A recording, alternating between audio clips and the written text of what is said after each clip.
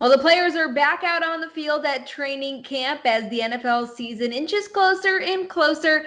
We're here to talk about the group at the offensive line. I'm Sierra Goodwill here with Evan Lazar. Obviously, one of the major storylines for this season for the Patriots is the replacement of Dante Scarnecchia. He's a historical figure here in New England that everyone who covers the Patriots and the Patriots themselves definitely look up to. We know Marcus Cannon has opted out of the season, so a new coaching staff for the offensive line and now a potential new group to coach as well. How is that going to play out?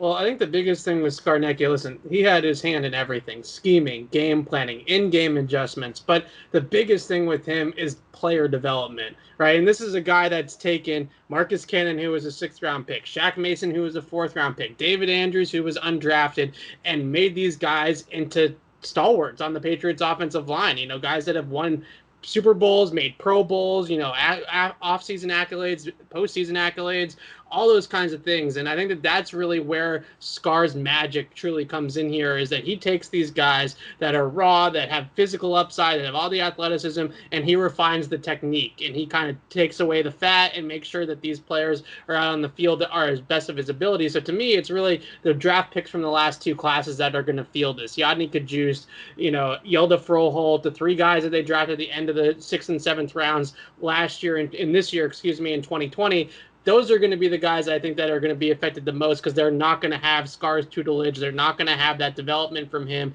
where he has really made a name for himself by taking diamonds and turning, in the rough and turning them into diamonds. And I think that's really the difference here for the Patriots. And let's talk about left tackle Isaiah Wynn, right? Because he hasn't really played a full season without being at least slightly affected by injury. A lot high expectations on him always. Everyone at that position is placed with high expectations. But do you think Wynn will make the jump this season?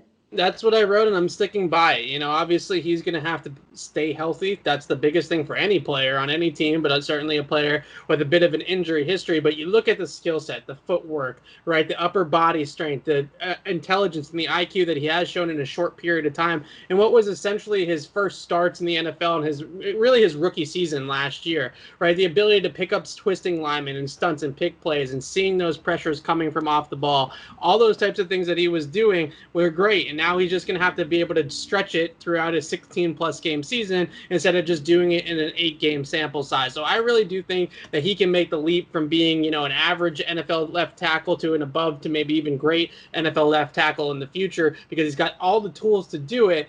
He just really needs to be able to stay out there, and that's the biggest question mark, and has been the biggest question mark for him for the last couple of seasons. Well, for a breakdown of all the Patriots positional groups heading in to some padded practices of training camp finally, you can find it on our website at clnsmedia.com and also on our YouTube channel at Patriots Press Pass.